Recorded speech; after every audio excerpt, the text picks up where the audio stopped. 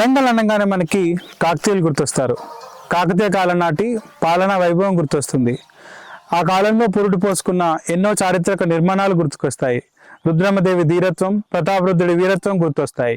Triple tea సిద్ధాంతం ప్రకారం 254 సంవత్సరాల పాలనా కాలంలో కాకతీయులు కొన్ని వందల దేవాలయాలని, చెరువులని, అలాగే పట్టణాలని నిర్మాణం చేశారు.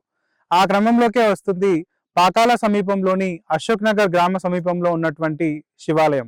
ఇక్కడ కాకతీయ గణపతి దేవుడి కాలంలో 1232 సంవత్సరంలో శివాలయం నిర్మాణం జరిగి దానికి అనుబంధంగా ఒక చెరువుని నిర్మాణం చేసినట్లు ఇక్కడ లభించినటువంటి శాసనం ద్వారా తెలుస్తుంది.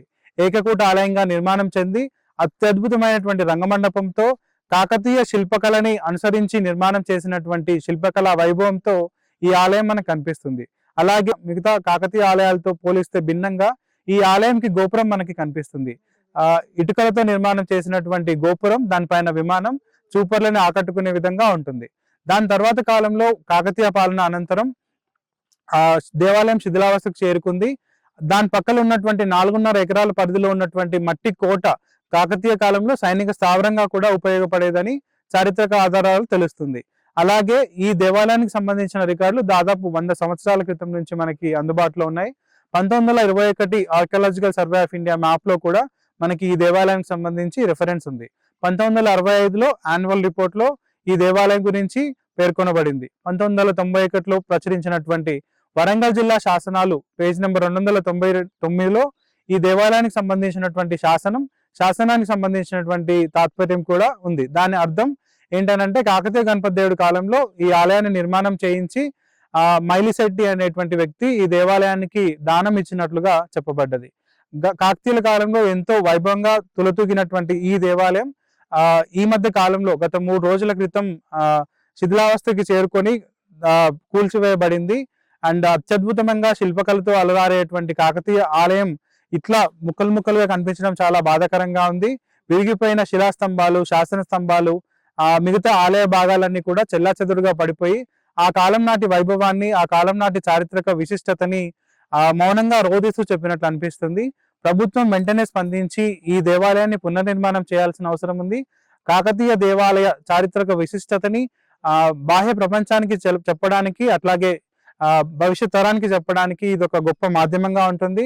పాకాల చుట్టుపక్కల గొప్ప దేవాలయంగా ఈ దేవాలయానికి పేరుంది. దాంతోపాటు ఇక్కడికి సమీపంలో గుడితండ అనే పేరుతో ఇంకొక దేవాలయం ఉంది. ఈ 2 దేవాలయాలను అభివృద్ధి చేసి పాకాలని ఒక సర్క్యూట్ గా డెవలప్ చేసినప్పుడు ఈ దేవాలయం ఒక గొప్ప చారిత్రక కేంద్రంగా, వారసత్వ కేంద్రంగా వెలుగొందుతుంది. ఆ దిశగా తెలంగాణ ప్రభుత్వం, పురావస్తు శాఖ కృషి చేయాలని, ప్రభుత్వం దానికి సహకరించాలని కోరుకుంటున్నాను. అరవింద్ ఆర్య. మేము బైరబైన వెంకటయ్య ముదిరాజు. మేము ఇక్కడ చేపలు పట్టుకుంటాం. దీన్ని చాలా పూర్వ వేల సంవత్సరాల నుంచి ఉన్న పాత గుడి. ఈ పక్కకున్న డ్యామ్లో అటు ఇటు చేపలు పట్టుకునే వాళ్ళం. అప్పుడు ఇప్పుడు చూసిన వాళ్ళం. ఈ గుడి అయితే ఏం శిథిలంగా విగ్రహం లేదు తప్ప గుడి మంచిగా ఉన్నది. ఈ గుండమోటి అని ప్రకృతి అంచింది. ఇది పూర్వీకుల ప్రతాపరుద్ర కాలం నాటి నుంచి ఉన్న పాతది. ఇది సైనిక స్కూల్ కోటం కేటాయించాలని తెలిసింది ఈ మధ్యన గవర్నమెంట్. మరి మంచిగున్న గుడిని ఎందుకో కూలగొట్టిండ్రు. దాన్ని అట్నే పునరుద్ధరిస్తే బాగుండు. గది బాధాకరం అనిపిస్తాను.